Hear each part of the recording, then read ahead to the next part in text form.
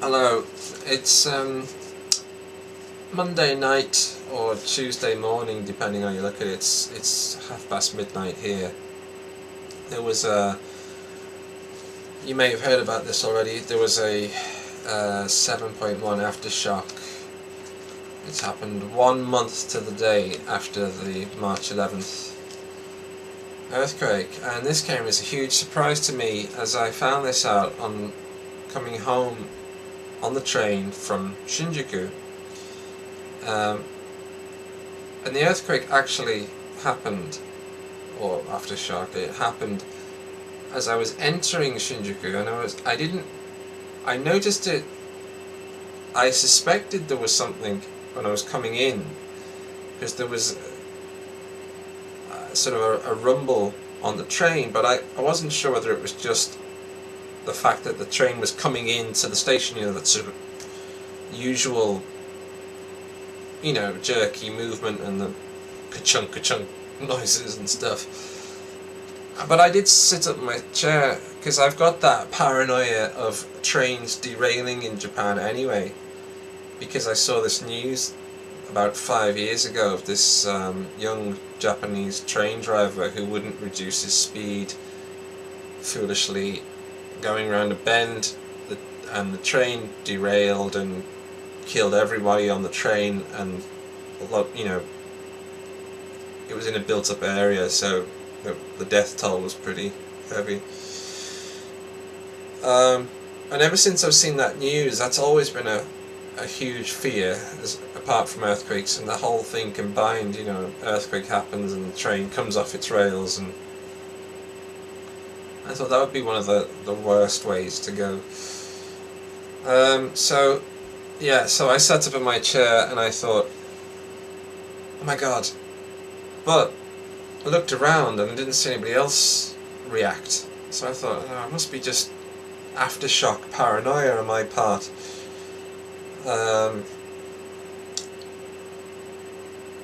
Which, I'm sure I'm not the only one who's got. For example, a lot of people are suffering from aftershock sickness, where one shock will stop, but you think it's still going, or you think there's something even though there isn't one. Anyway, but I shrugged it off because nobody else reacted and went about my business, and it was only until I was coming back on the same train line, I checked my phone, checked Facebook, and sure enough, a lot of updates saying, oh, terrible aftershock happened, I can't believe this, what's happening, and people upset. I was like, what is that? Did that really happen today? So I came home straight away and switched on NHK World. If you're interested in Asian news, I recommend that still. It's still a good news program. But it took a while to get round to that actual news that's happened today, which was a bit annoying. And several stories that interested me. I've also got the Japan Times from yesterday.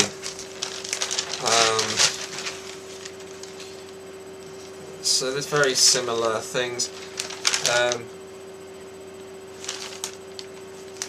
The business news, a lot of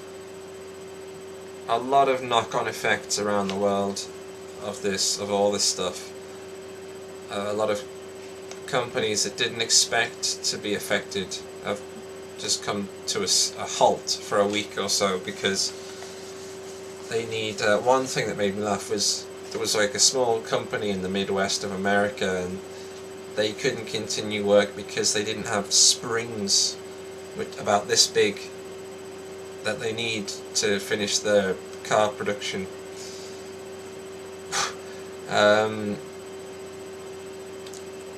I keep seeing the same story on NHK World. As China, and especially Hong Kong, keeps coming up. Shops in Hong Kong, restaurants in Hong Kong, basically restaurants are just closing down one by one, and at a desperate attempt, the owners are buying Geiger counters that they're giving to the chefs. Now there's that lovely green line. To prove that the fish isn't radioactive, but it's not doing any good because the customers aren't coming in to see it. So yeah, Geiger counters, a lot of jargon. This was very touching. There was a story in here of an international. I just felt so bad. A new international school in Tokyo initiated a charity pizza sale to donate the proceeds of 28,000 yen. Go to xe.com and see how much 28,000 yen is. I'm not saying that they shouldn't have done it. It's a very sweet gesture, but there's about 28 people in this photograph, and if they'd all just put in 1,000 yen,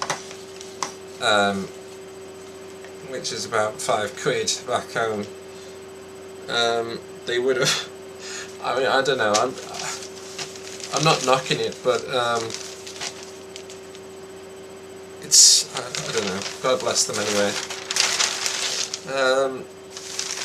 And then just looking at what else is going on in the world. I'm running out of time here, but 400 Pakistani suicide bombers in training is the title of this little article here. And I look at this and I think, well, I'm still happier that I'm here. So that's one way of looking at it. I still believe that. I'd still rather be the victim of a natural disaster than a religious disaster. I don't know about that stuff. Let's see. Oh, well, I'll tell you this story that choked me watching NHK World. There was this young Indonesian lad. He couldn't have been any more than 18, and he has been volunteering, training to be a daycare nurse in a retirement home, I guess you'd call it. And he studied Japanese, and he said, the reporter said that the retirement home didn't have enough staff. It was very poorly staffed, and this lad, Jarjan, I think his name was, from Indonesia, he knew this and he wanted to stay, but apparently it was some sort of political thing. He wasn't insured or something. I don't know, but he had to go back. And he said he went back, and he sent an email like pretty much immediately in Japanese, and it was so sad, this story, because the poor lad said he's only had 4 months experience helping there, but he said that he's connected so much with the senior citizens, the patients, that he wants to go back as soon as he can, as soon as they'll let him. And I think he went back, much to his mother's disapproval. And then at the end it said, there's still a language barrier. There's still very much a language barrier, but the emotional barrier has gone forever. And I thought that was a very touching thing for me. It moved me greatly. And there's a lot of sort of similar things like that. I'm just completely moved by all the aid, the foreign aid that's come to Japan's, beckoning call. And I don't mean to sound what's the word? too cold here, but I really hope that Japan remembers the amount of foreign aid that's come at this time. And if I see, if I see one of those right-wing fascist "we hate foreigner" parades, that would be it. Anyway, I didn't want to leave you on that note. I would rather have left you on Jarjan's note, but there you are. So I'll tell you more as it happens, and hope there is no more to report. I hope you're okay, and if you've got any news, let me know in the comments. Thank you very much, and take care.